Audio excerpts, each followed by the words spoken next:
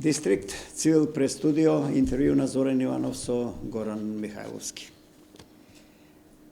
Ако зборуваме за новинари кои оставили и оставаат најдлабоки и позитивни журналистички траги во македонското новинарство, недвојбено тоа е и Горан Михајловски, репортер, уредник, главен уредник, собственик на медиуми, веќе децениски продуктивен проследувач на општествените и на политичките состојби во земјава, остро критичко перо спрема политичките субјекти, носителите на јавните функции на оние кои граѓаните им доверва со својот глас, а тие нам ни даваат некаква јалова политика и застои, сиромашти и така натаму, зашто во текот на овој дистрикт малку подетално ќе ни објасни Михајловски низ неговото критичко новинарско перо.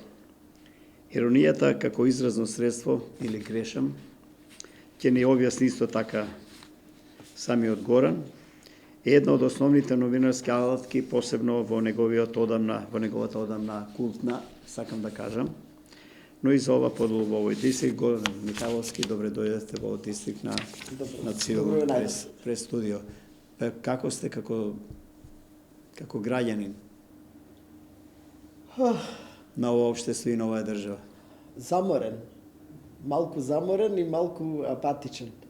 Не знам, некако многу работиме ни се повторуваат, некако цело време чекаме нешто, чекаме некаков датум, па чекаме некои избори, па чекаме уште еден датум, па чекаме извештај, па еден извештај од Стет департмент, па сега другиот извештај од Европска унија. И некои работи се помрднуваат, меѓутоа мислам дека добро, веројатно и со годините е проблемот, меѓутоа веќе се чувствувам заморен повеќе од тоа што некогаш не можете ништо да смените. Почнува на З, може и забавно да биде во крајна линија. Горан Михајловски, ајде за помладава генерација да речем, меѓу нив се надевам јас се наоѓаат и гледачи на оваа емисија на Дистрикт. Кој е Горан Михајловски? Од каде е? Како заскита воопшто во новинарството, со кои пориви и така натаму и до каде стаса? Па не знам, јас сум новинар цел живот, фактички. Мислам, јас сум новинар уште од 18 години. Фактички уште од студентските денови, со запишувањето прва година на факултет, јас веќе веднаш почнав да работам во студентски збор. Тоа беше некоја нормална процедура и ние сме од таа генерација кога новинарите фактички новинарските кадри се правеле во редакциите. Така што после тоа беше многу нормално од едно студентско, да речеме, мало новинарство да отидам во сериозен медиум. Моите професионални почетоци, иако не велам дека и тоа што сум го работел во студентски збор не било професионално. Меѓутоа, да речеме за плата, првата плата ја добив во Весникот Вечер, кој што веројатно имав среќа, ми се погодија и уредниците, тогаш беше Златко Блаер главен уредник, потоа беше Ацо Ивановски, така прилично либерални ставови. На време на транзиција, 89-та година се вработив, меѓутоа почна да се распаѓа државата, 90-91 година, бившата држава Југославија. Јас како така, да речеме студентски бунтовен духа, сепак писмен бев, ме пуштија да водам тогаш Сојузна социјалистичка младина, тоа ми беше сектор, нели сите имавме сектори. Тоа беа огромни редакции во споредба со овие сега, како што ги имаме. Немаше рекламија, имаше пари? Па имаше редовна плата, имаше ентузијазам, имаше некаков порив дека нешто ќе направите. И првото мое, да речеме, патување, тогаш не беше странство, меѓутоа беше во Порторош, во Словенија, на Сојузна социјалистичка младина Словенија, кога тие го изфрлија сега уште. Тогаш беше Јанша исто таму. Младина и кога го изфрлија слоганот Европа здај. Значи тој слоган беше од 90-та година изфрлен и така почна прво распадот на социјалистичка младина, па после продолжи комунистичката партија, односно Сојузот на комунистите на крај и државата, меѓутоа некако јас бев растоварен од тоа, едноставно чувствував, сега ќе се случи нека историја, ги немав оние кочници што ги има, да речеме, постарите колеги, бидејќи сепак тоа беше гласило на Сојуз на, како се викаше, ССРНМ. Но со оглед на тоа дека уредништвото беше многу либерално, едноставно добив Така. дадоа слобода да... Во тоа време ве казнил ли некојаш од уредниците за нешто? Не сум бил казнет, може ми биле некои текстови малце подсредени, да речеме, или не може ваков наслов. Подстегнати малку. Подстегнати, меѓутоа, дури некојаш и одеа и мои наслови така малку. Сакам да кажам, Тоа ми беше да кажеме претходното прашање, ми беше да дојдеме до оваа поента. Сакам да кажеме... Гора Михајловски сакам да кажам, е Гора Михајловски. Не мислам на порталот за него малку подолу, мислам на хронологијата, македонската историја, ни сакам да кажам. Во јануари 1991 година.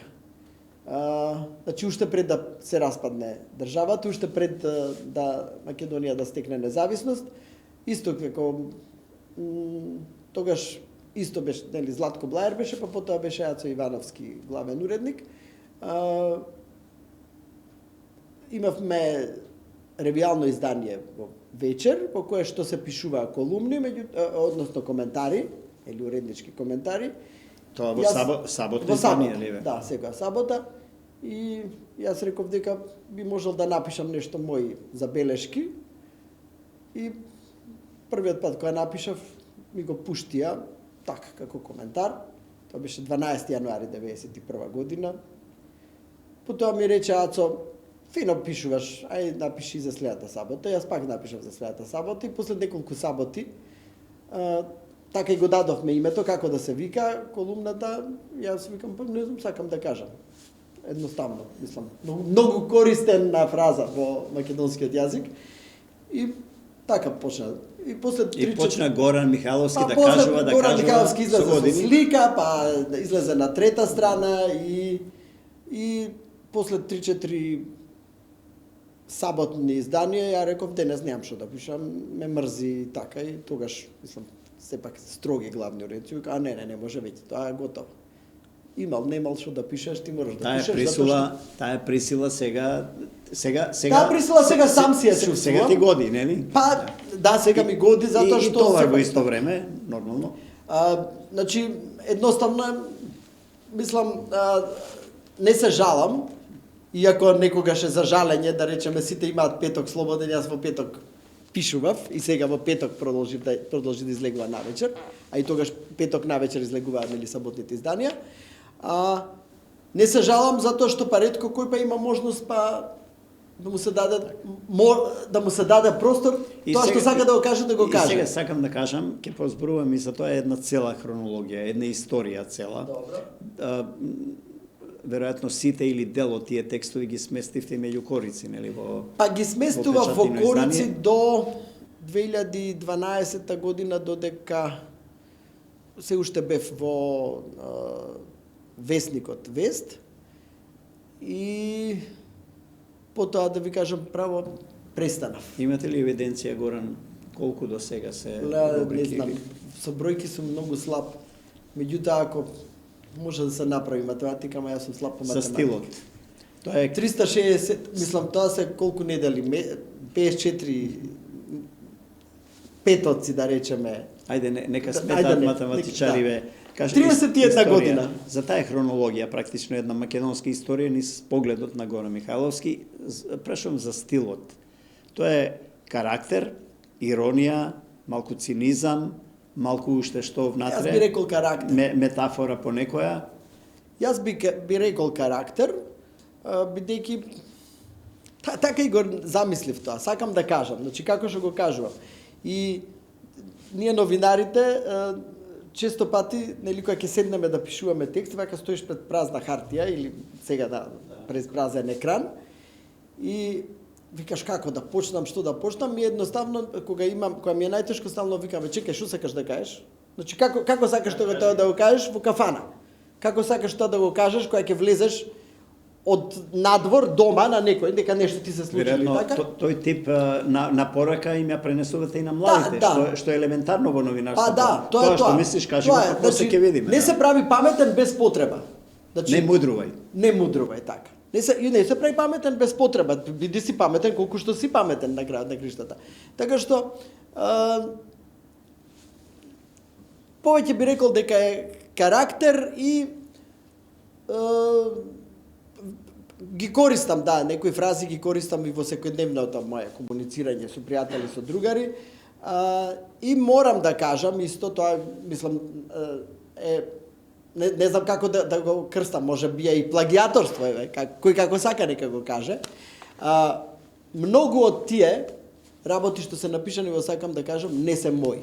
Значи имаме, седам во кафана, некој ќе каже нешто од мои пријатели, едно, друго, трето, и јас тоа го преточувам. И во уметноста многу идеи и творби не се дури оригинални, многу пати но идејата често ми се случува да се преточи во... Да, често ми се случува четврток навечер да се јавам по пријатели или петок сабајле кога имам паника, да се јавим, каба имате ли вие нешто да ми кажете денес, и се овие имам дури пријатели кои што мислат заедно со мене, па фаќаат белешки и така.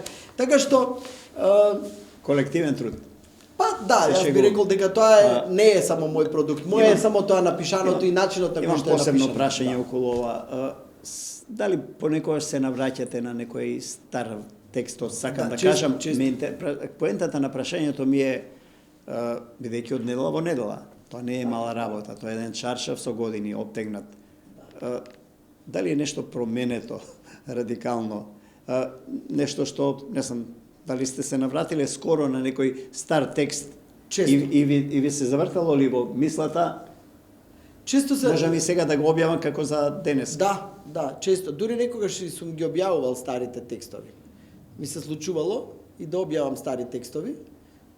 Посебно, например, порано кога... Потоа сакам да ми одговорите на прашањето, патуваме некаде или се вртиме во како на Рингишпил во Луна парк? Добро, имаме промена, да речеме, некоја од 91 до сега секако. Интернетот е поквалитетен, на тоа мислите? Па интернетот и добро, еве станавме држава членка на НАТО после 30 години пишување за тоа, пусто НАТО и сето тоа.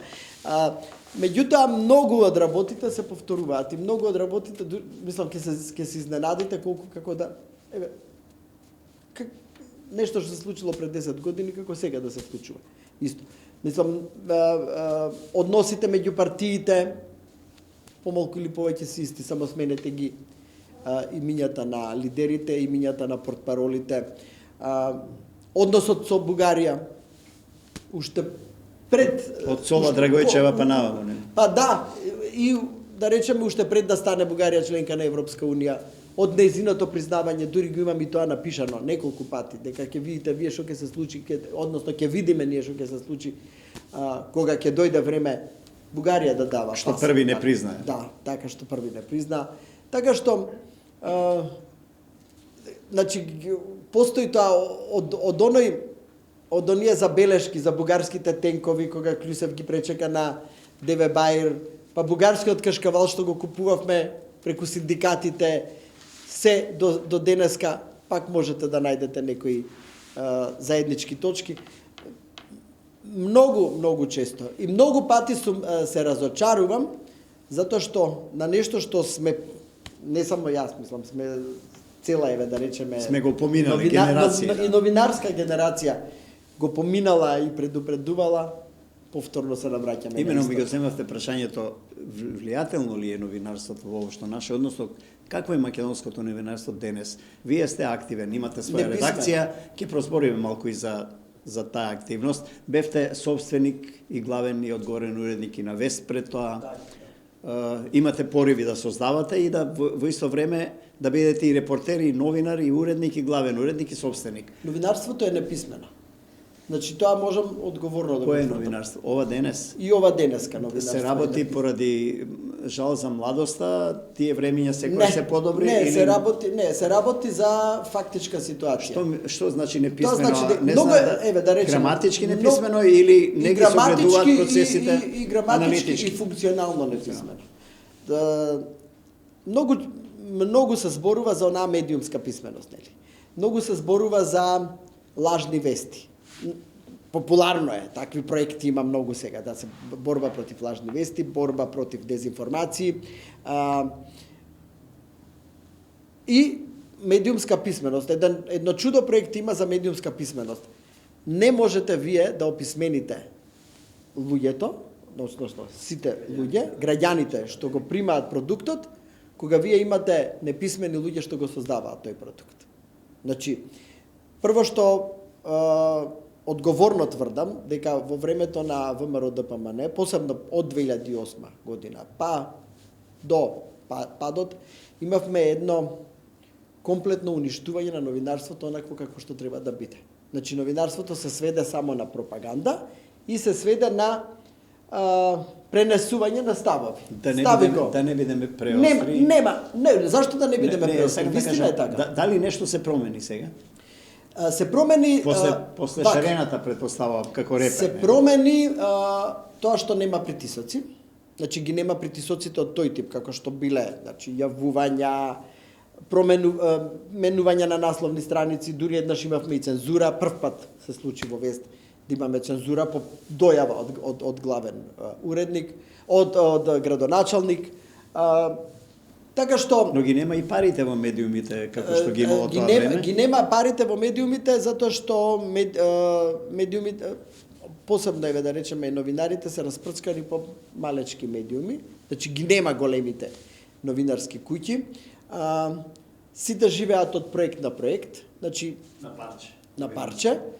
Од 6 месеци на година дена, на 2 години најмногу да речеме, го нема растењето, она органско растење на новинарите. Значи од почетник, како ја што сум растал, од почетник кој што им бил ентузијаст и го пратиле. Но нема такви редакцијски средини веќе. Па ги нема, меѓутоа не можете да ги... Се е ги дисперзирано, нели, на помали средини. Не можете да ги направите прашање тие. сега, малку да не испадне, верувам дека не е така и дека вие во тоа не верувате, новинарите ги нема или се виновни. Може ли да кажем дека практично уредници нема? Па затоа што не може да ги направиме уредниците. Значи нема матици. Нема млад новинар кој што може да порасне во уредник. Односно има по некој, меѓутоа го нема она што го имаше порано. Не е жал за младоста, туку на вистина станува збор. Јас би сакал на пример некој да порасне. Растењето е во редакција. Вие не можете никога да пораснете ако тој шета од еден проект од друг. Денеска ќе се бави со медиумска писменост, сутре ќе се бави со деца со Даунов синдром, задутре ќе се занимава со, не знам, ретки болести и на крај ќе магистрира на некој од овие многуте факултети кои што се нели добро рангирани во светот и ќе ви продава памет за све. И каде е чарето? Па чарето, не знам каде е чарето, но вистина не можам да чарето е во зајакнување на новинарството, во враќање на новинарството на своите основи. Видете, сега што се случува? Сега па власта повторно го уништува новинарството со тоа што веќе имате сега оваа е власт на власт, да. сама. Значи не преку притисоци, меѓутоа со најмувањето на своји фоторепортери, своји камермани. Видете вие, секој министер си има свој фоторепортер, свој камерман. PR служба во министерството, PR агенција која што му ја води таа служба или преку која што пласираат. И значи новинарството се дисперзира во институциите.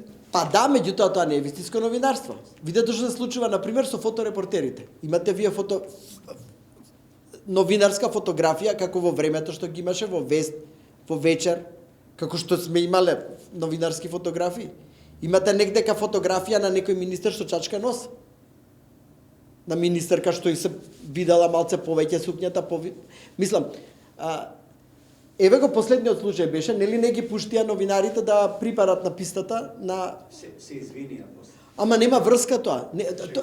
Затоа што вие тие ти сервираат само тоа што сакаат да се види. Како на свадба. Имаат фоторепортери, одлични фоторепортери, бидејќи тие биле пред тоа фоторепортери, кои што се сега вработени во министерствата или се најмени да работат за министерствата, кои што потоа ги дисперзираат фотографиите кои што се за на свадба. Аха, тука сум убав, тука не сум убав. Ве враќам малку во времето, не многу далеку. Го создадовте Вест. Скокна во меѓу најнезборен за тираж, највлијателен. Беше тиражно, но и со најголем тираж. И влијателен и вестник кој многумина народен вестник, јас сакаја да го имаат в раце. И со неколку карактеристични рубрики идеја на Горан Михајловски, таа инвентивност. Сега со интернетов прво го продадовте Вест.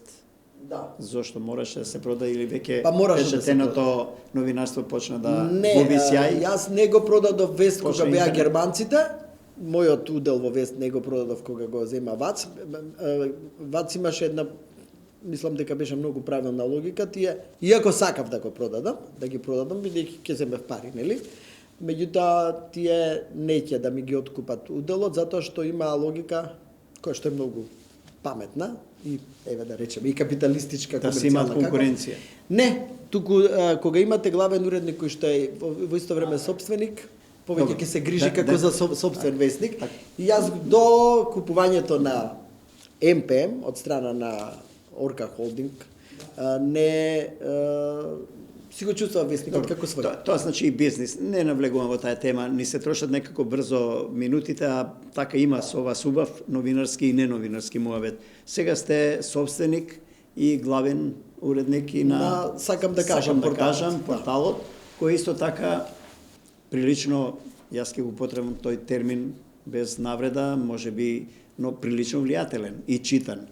Затоа што еве јас како консумент имам чувство дека станува збор за портал кој има една сериозна редакција од добри новинари и ако некоја вест сакате да проверите, покрај неколкуте други портали, како што е, не знам, можеби Цивил, не знам, Фронтлайн, сакам кажа, отворете го и ќе видите дека тоа е автентично.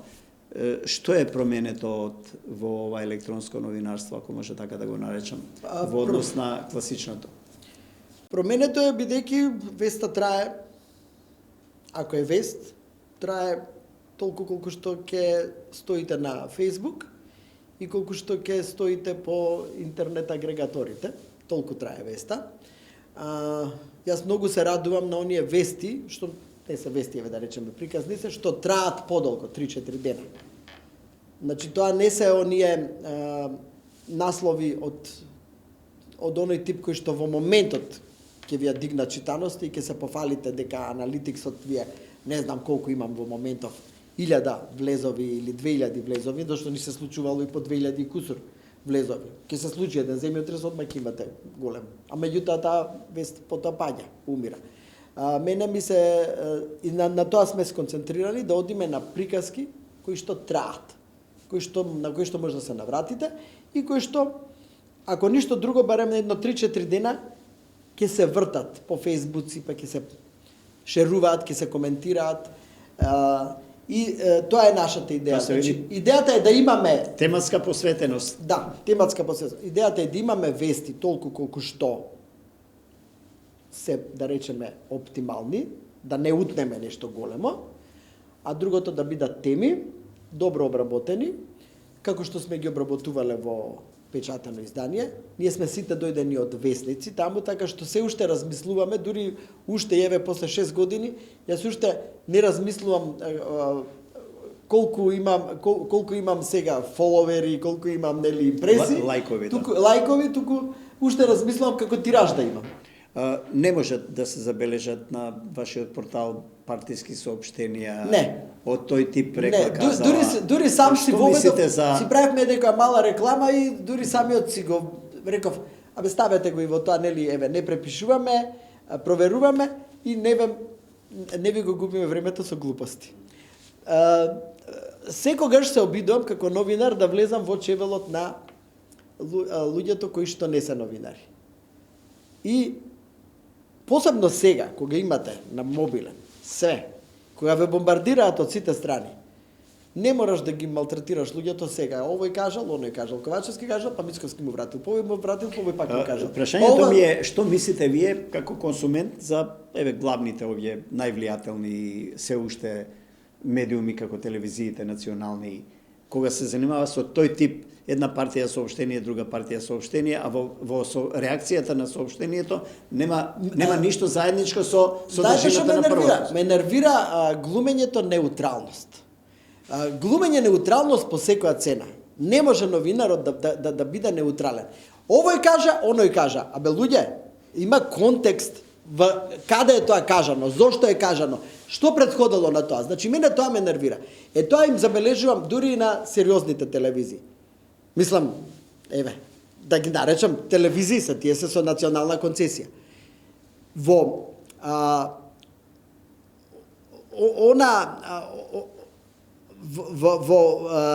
обидот да покажеш неутралност некаква, да речеме, ти пушташ било каква глупост или од едниот или од другиот. Ама важно да бидат и едниот и другиот. Само за да го има и другиот. Само за да го има и другиот. Ајде вака.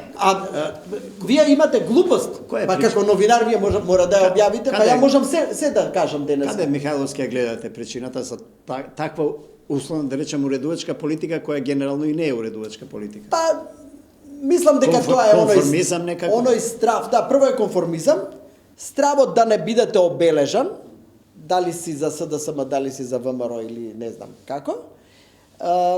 И повторно би рекол недостигот на уреднички кадар. Некако мислам дека добро го срочивте тоа. Баш конформизам. Наједноставно е пушти едни, пушти други, па ќе пишете. Уште по портали на кои ќе ми стават ВМРО 2 точки тоа, СДСМ 2 точки тоа. Кој го чита тоа? Мислите дека го читаат тоа? Знам дека не го читаат. Интернетот. Не се чита. Не, јас сегам да прашам. Интернетот, тоа е платформа база сакам да кажам на порталот. Интернет новинарството се разликува од класичното или од телевизиското, ако сакате, не сакам да кажам за вестникот, или формата е само различна, содржината е иста.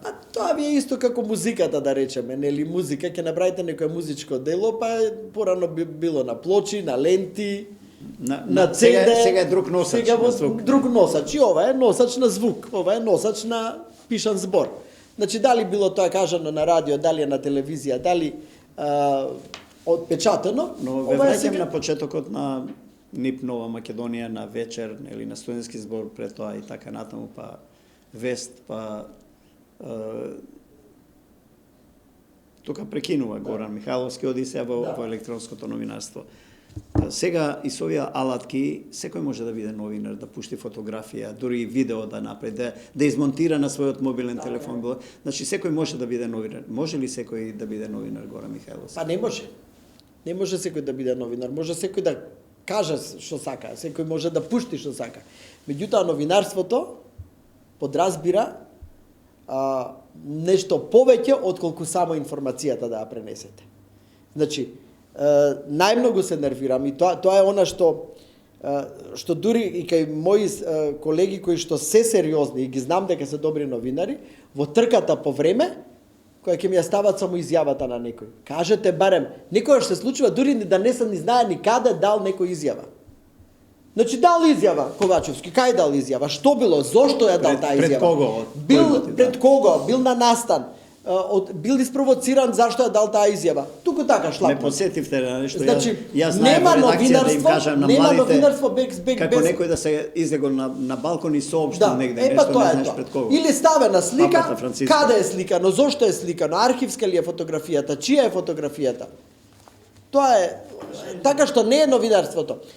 Она што ние се обидуваме да го направиме и мислам дека успеваме да го направиме и мислам дека според она наша читачка публика која што ја следиме, која што може да се следи, сега бидејќи ги има и тие интернет алатки за следење, мислам дека се обидуваме фактички она што сме го правеле во печатен медиум да го пренесеме сега на оваа платформа.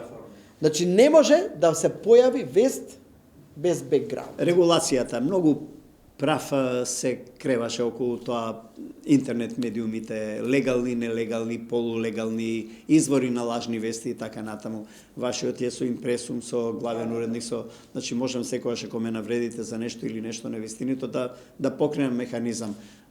Што се случува со конкуренцијата нелојална, би рекол, со тие скриени? Ништо, затоа и не можеме ни да мрднеме понатаму. Демократија, нели? Или Па тоа не е демократија? Да, меѓутоа сепак мислам дека треба да постои некаква регулација. Не знам на кој начин. Знам дека власта било која да се плаши ако регулира во интернет медиумите, дека тоа ќе се протолкува како но Михајловски, нека цензура. Меѓутоа ќе ме поправите кога власта сакаше, вулгаризирам. Да. Новинарските здруженија рекоа нели не ни се мешајте. Само регулација не постои. Значи можете што сакате да правите. Само регулација тоа Потребна е само е принуда. Приказки. Па добро, новинарството нели етички стандарди си има, карактери, норми. Ма какви етички стандарди кога можете да изрекетирате кого сакате вие сега сакам денеска? да кажам, се Значи јас ја можам денеска за 700-800 денари да си купам домен, да си закупам некаков сервер, не знам уште. Значи за 5-6 илјади денари еве да речеме, можам денеска да направам некаков вид медиум, сам да седам дома во папучи, да земам да украдам од еден од друг од трет, да се јавам на 5-6 бизнисмени да ги изрекетирам, така? Да ми дадат реклама, затоа што ќе им напишеш се што читаме, нели? Ово е таков, овој жена му била таква, овој детето му било такво, сите тие работи.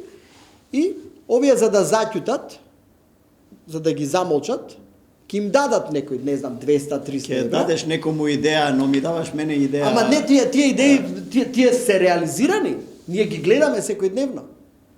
И сега, него му е едноставно. Тој седи по папучи дома, за него е доволно да добие 2-3 реклами, што изрекетирано, што од пријатели, што од општините, да речеме, бидејќи и таму. Добро, што го ограничува Горе Михајловски тоа да го прави со својот Затоа што портал? тоа не е новинарство.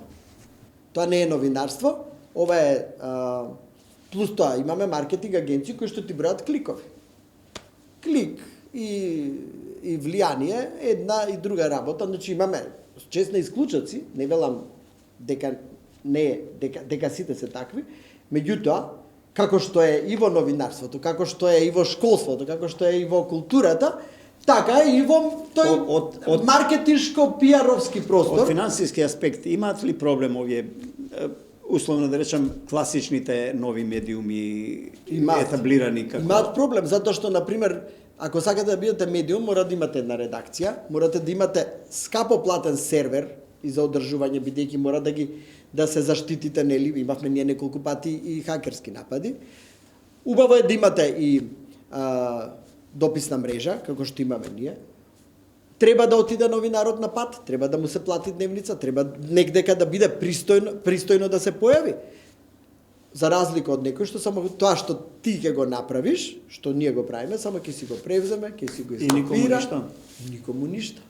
Значи немате почитување на човек, почитување на авторски права, немате. Регулација. Ние вработуваме 20 фоторепортери. Прашајте кој портал има вработено. Добро, ајде, иако не навлегувам во деловната политика. Затоа што јас сум решил тешко се дека сликата е нешто што сакам да кажам што е исто новинарство. Не јасно, Горе Михајловски сака да каже. Тешко се одржува редакција во овие од економска смисла. Од економска смисла, ако не постојат проекти кои што се спонзорирани од странски донатори, редакција не може да постои. Тоа одговорно го тврдам. Значи, посебно во дигиталната редакција, цените на рекламите се неверојатно ниски. Огромна е конкуренцијата не во смисла на квалитет, туку во смисла на квантитет. Ако некој сака да си биде мирен од големиве компании, да речеме, ви кажам, евана, на секој ќе му фукне по 100 евра, так. Ајде, уживај. Со 100 евра вие не можете да раните редакција, со 100 евра некој, плюс уште не знам колку ќе може, ќе си седи дома и ќе си препишува. Теренот политика. Горан Михайловски никогаш не бил, или мој погрешен впечаток, во оној тип на политичко новинарство истурена позиција, но секогаш бил на онаја трибина од каде се гледа и преку, сакам да кажам, и воопшто ја рецензира политиката. За ова актуелна ме интересира. Знаат, гледам и некои министри, поранешни министри, често вака, ќе не биде или нема да не биде, па ќе не биде, нема да. Ќе не биде ли Горан Михайловски?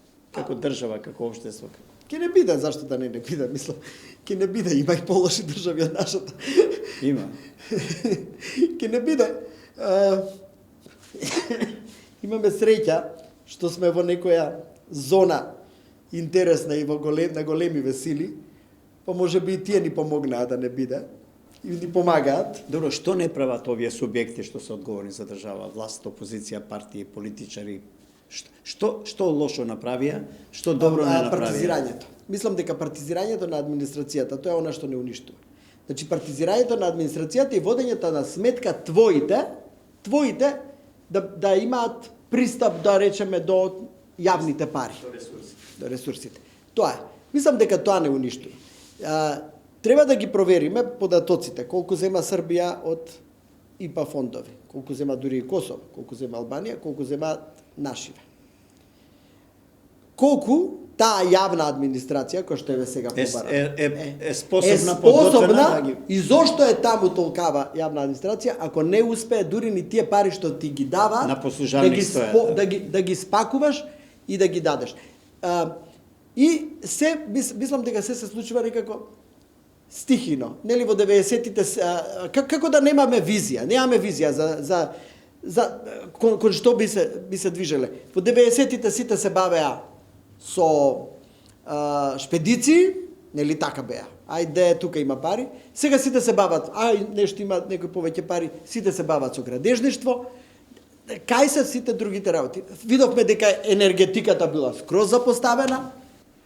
Се сведува цела борба политичка е за буџетот, за јавните пари, кој има буџетот има државата. Тоа е, и кој ги има буџетот, тој има и со кого да ги купи гласачкото тело. Тоа. Нема да ве прашам, бидејќи веќе времето навистина не истече, турбуленциите, овие политички мнозинство, малцинство, влада ќе има нова, стара и така натаму.